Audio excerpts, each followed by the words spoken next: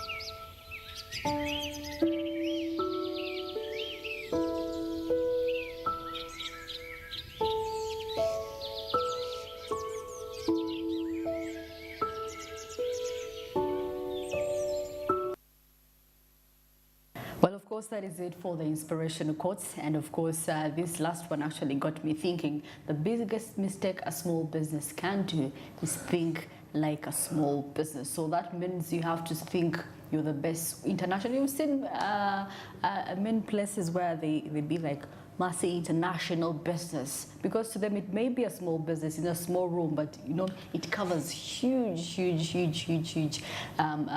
spheres in the country or maybe globally. So definitely do not think your business is that small.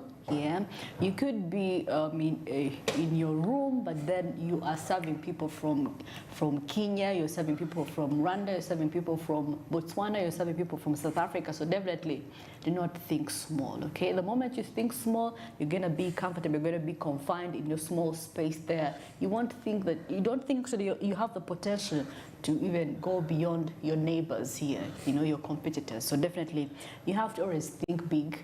Yeah, as a business person who holds a small, space in your room, maybe it's a small shop.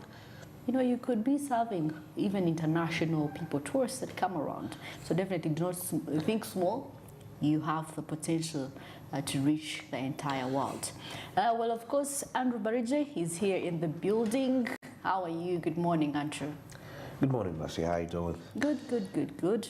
Well, that's perfect. Maybe just a little bit to add into the business quote. Bill Gates says that your most unhappy customers are your greatest source of learning. And, this is a quote by the co-founder of Microsoft, which highlights the importance of learning from your mistakes and using them as opportunities to improve. And by listening to your happy customers and understanding their concerns, you can identify areas where you can actually improve and provide the better services for your business. But all the time, Bill Gates at least is one person that we've known to be a solution. A solution-oriented person looking for a solution. All these investments he has put across in the IT sector, which we are using across all the globe. That way. And lastly, for today, Scott Belsky, a renowned businessman, says it's not about the ideas, but it's about making the ideas happen. Now, of course, this is an American entrepreneur and author, and it emphasizes, he emphasizes the importance of execution. Having ideas is not enough, but it's just the first step towards, getting to the real success. But the real challenge lies in turning those ideas into reality, and of course, getting to seeing them through to completion.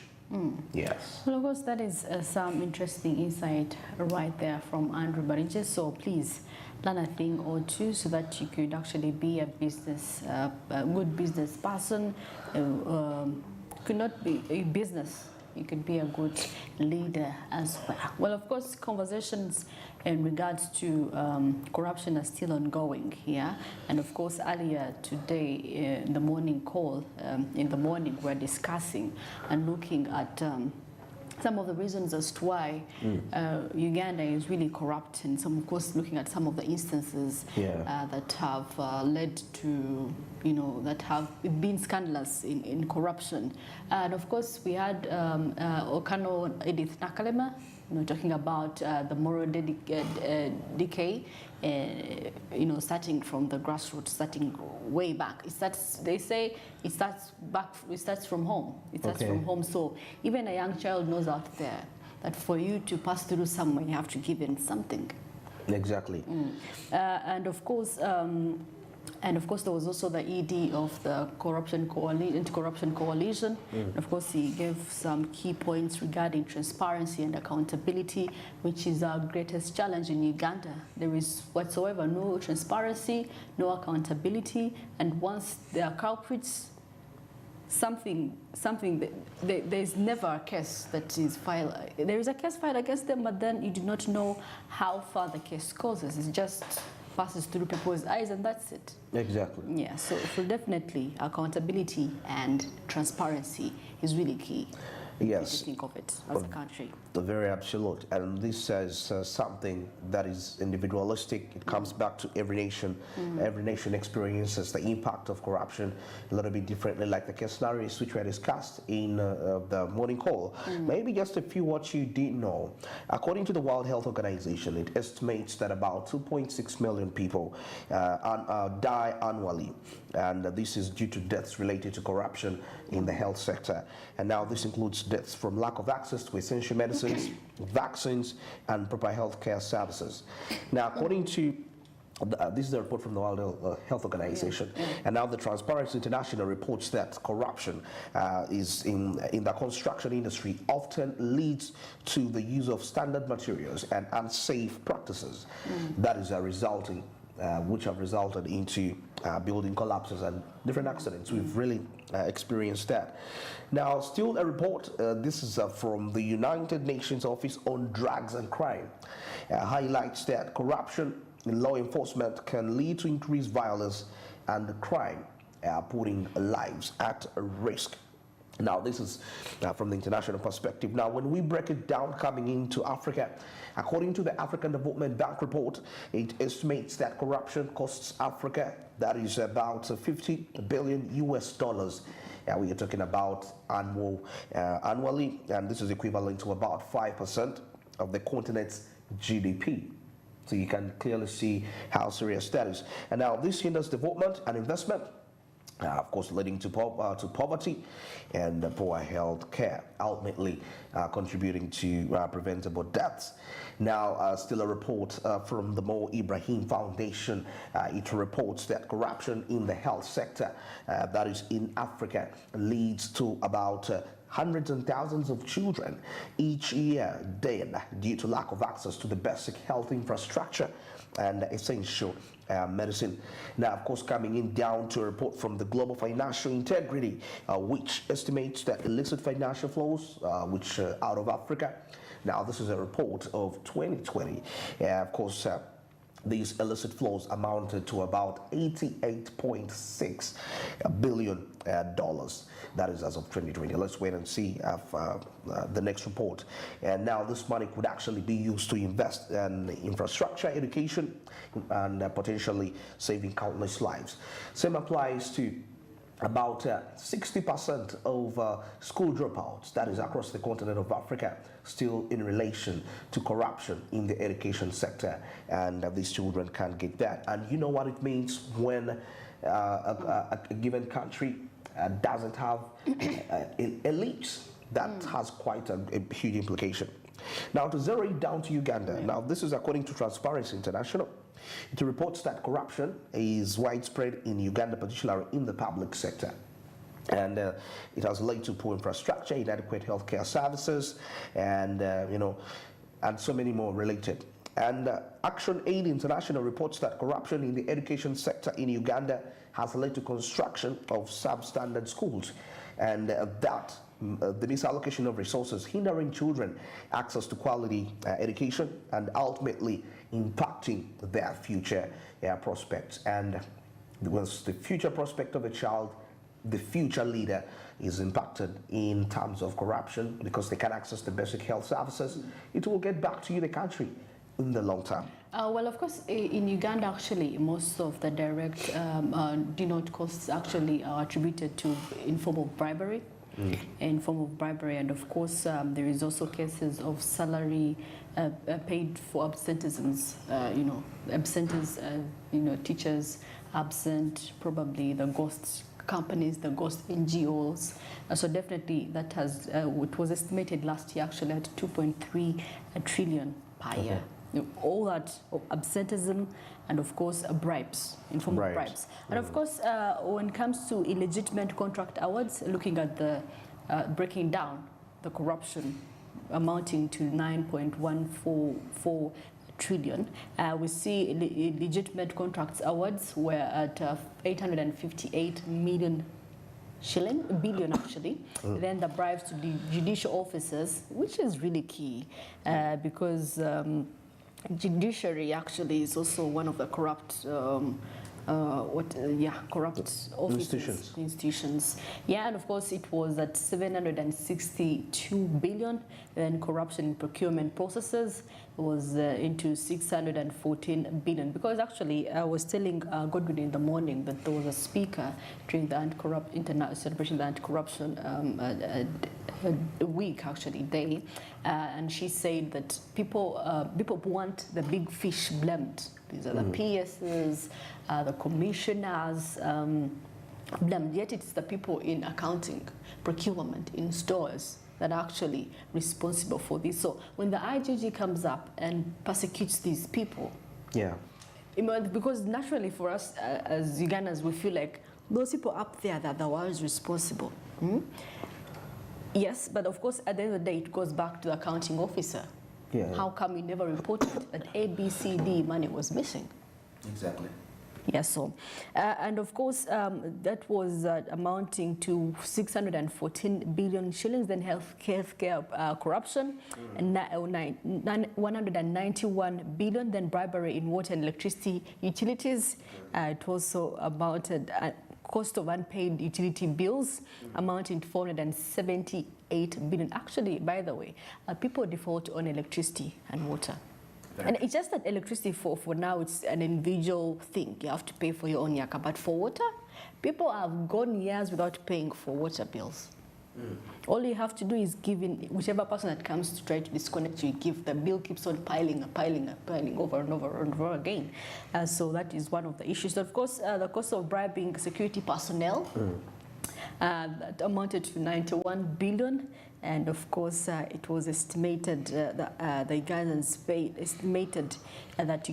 paid an average of 79,000 annually for bribing corrupt security officers. 56,779. All right. Yeah.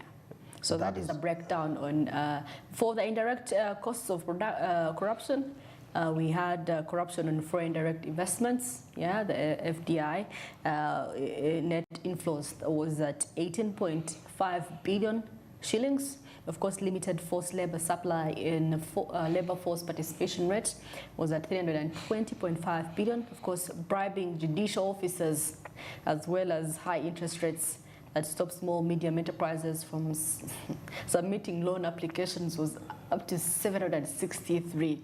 Every time I read this, I'm just disappointed in one way or the other.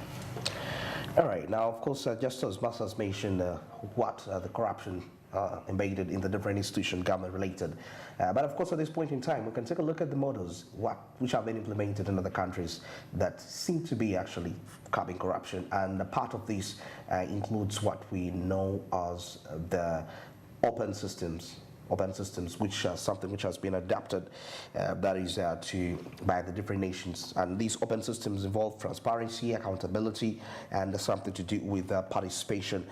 For example, in Rwanda, which has made significant strides in combating corruption by implementing a range of transparency and accountability measures, including the platforms for accessing public information and reporting. Georgia has also implemented some, and this is more of public procurement, leading to significant savings and reduced corruption. And finally, Indonesia's e-budgeting system has increased transparency and accountability in the budget process, making it more difficult to divert funds for illegal purposes. Well, of course, right about now we're going to be looking at Honorable Simon Peter Opolot, and of course giving in his views on corruption in Uganda, and of course he calls himself a guardian of corruption. Well, let's see what he has to say for us. But the issue of forming so many institutions, if we look at it critically, must have been as a result of failure of those existing institutions to curb the vice. That point should be clear. That the reason why we have created more is because those that existed were not performing their tasks. And so, if they were not performing their tasks, why are they still existing?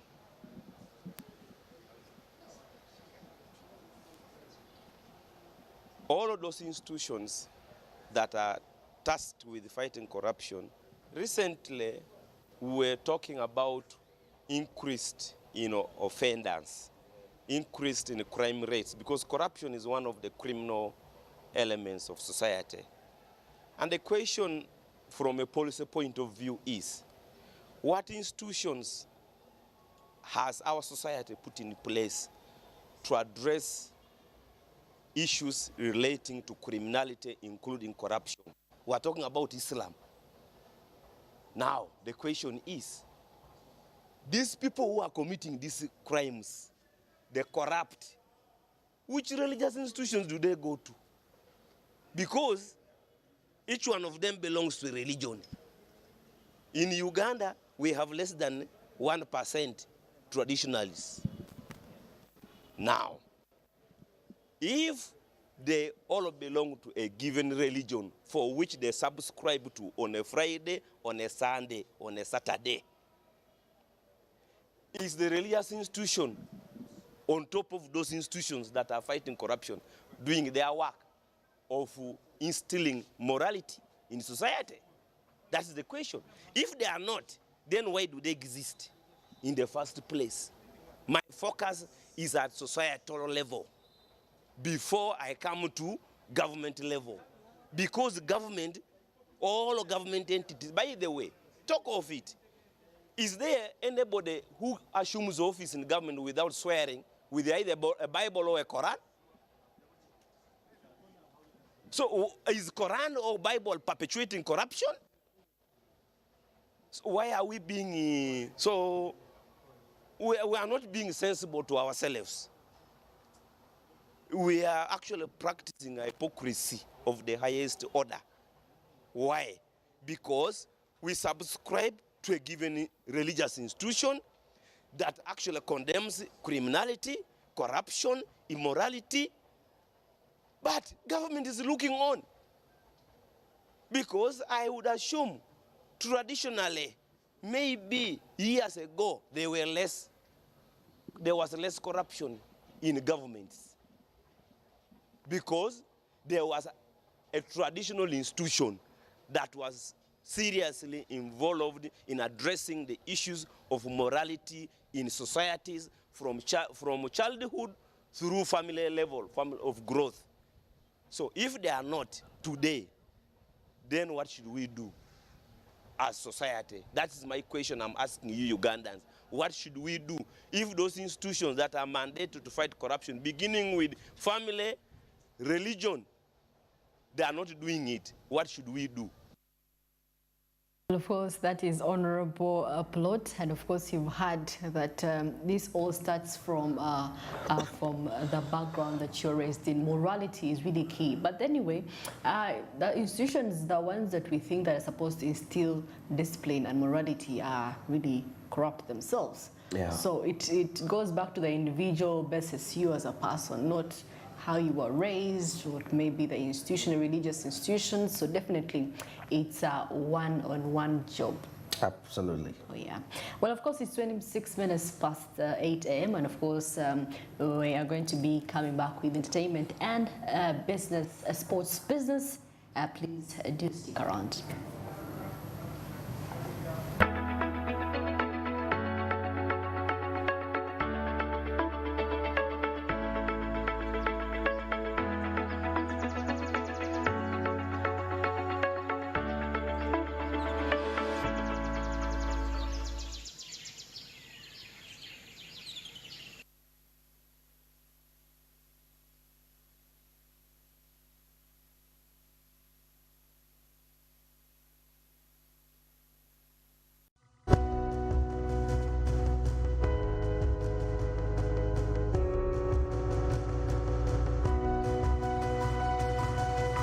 Smart 24, driving business.